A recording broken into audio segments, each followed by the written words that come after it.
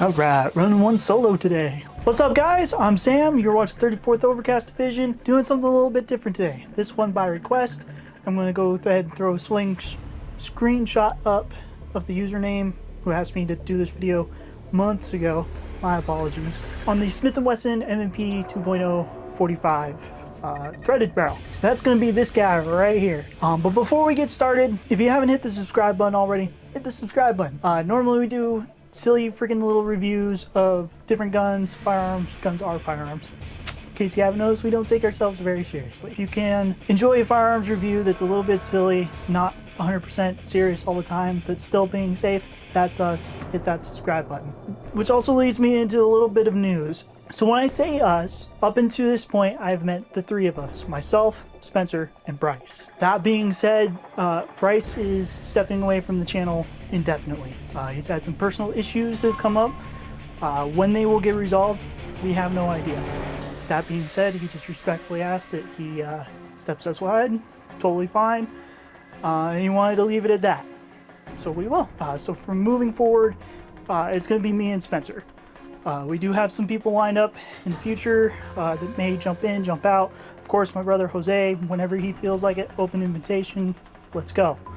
So let's just go ahead and move on to the video. So, Smith and Wesson, the M&P series, it's been around for a long time. Same with the 2.0, they came out in 2016, right? As of last year, 2022, I believe, they announced on Twitter, at least that's how I saw it, this here model 45 along with two others.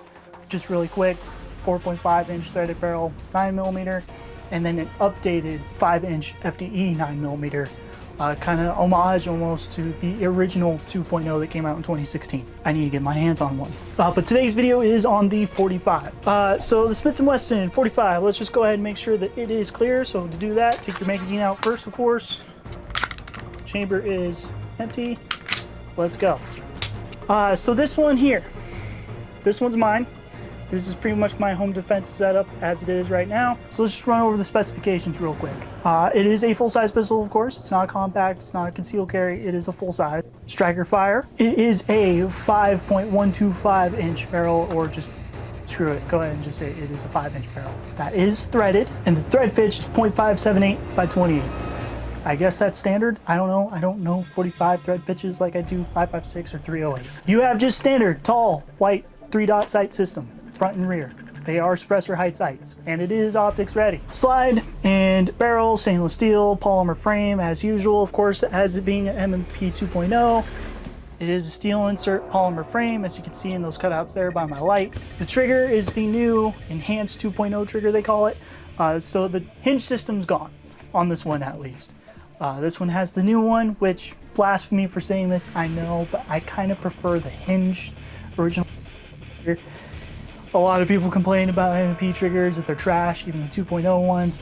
Train around it, how about that? But if you don't want to, there is such a thing as Apex triggers. You have your ambidextrous slide release and slide lock. So yes, you can slide lock from normal right-handed people's side. You can also do it from the left side if you're a lefty like me. However, it's only really a release still on the right-hand side, not so much with the left. Yeah. Now, some newer M&P 2.0s, they give you that enhanced left side release look. It's a little bit different than the original 2.0s.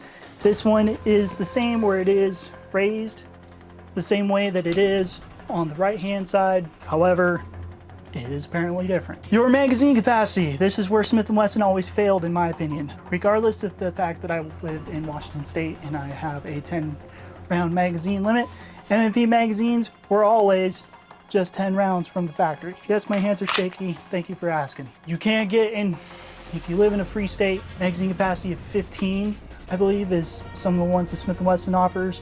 However, they don't send that in the gun, in the box. They let Glock and Springfield and all the other 45 double stacks get ahead of them on that. Your grip texturing, of course, is the M&P 2.0 sandpaper. You either love it or you hate it. Myself, absolutely love it. That's why I go with M&Ps. If you're a guy like Spencer, he hates it. He's a big baby about it. Sorry, bud, but you are. You are able to attach an optic to this guy. Of course, another failure of Smith & Wesson is they don't send any kind of plates in the box or anything like that.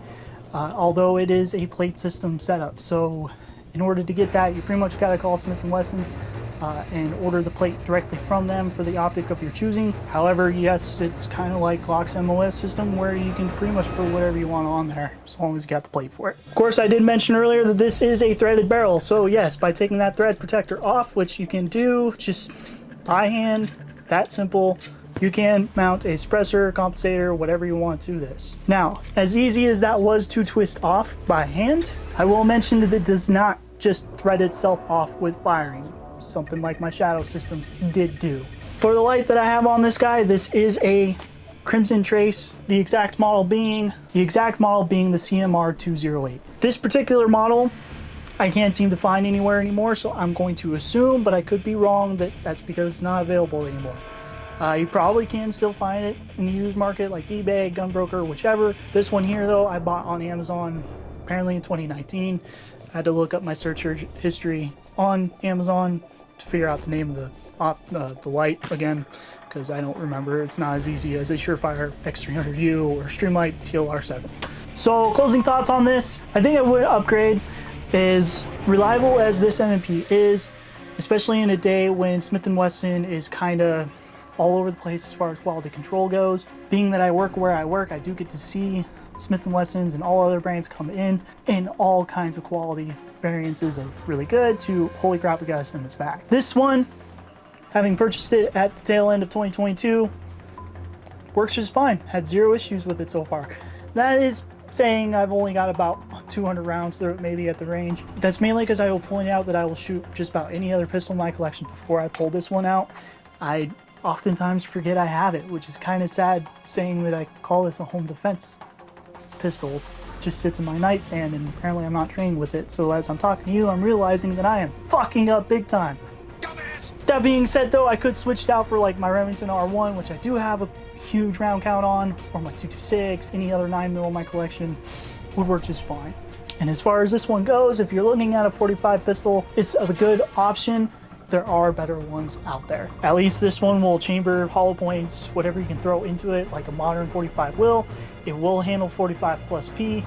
I would be hesitant on 45 Super. You probably could get away with one or two, but most handguns, unless you upgrade them, they're not really going to handle a lot of 45 Super anyway. You'll get away with a shot or two maybe. Another thing, you know, when you buy this, you're not getting a plastic case anymore. You're getting the crappy cardboard. Smith and Wesson is kind of starting to cheap out and move everything to the cardboard, which sucks. I miss the whole hard case. You do get 2 magazines in the box. Luckily, you do not get the light in the box, so you don't ND while you're trying to film a YouTube video, but at least you know it works. So that is the video for you guys today. I am sorry that it is a short one, being that we are making some adjustments to the, if you want to call it, staff of the channel. Ideas are kind of few and far between. It is the Christmas season. Merry Christmas, by the way. Money is tight. Spencer and I do work outside of the YouTube channel. The YouTube channel makes only a couple of dollars here and there. So this isn't our job. This is a hobby right now. Hopefully, through 2024 and onward, that can change, which would be greatly appreciated if you would hit that subscribe button and help us out with that. Set up the notification bell to all notifications, so as soon as a video like this one pops up, you can watch it immediately. And until next time, guys, I will see you guys later.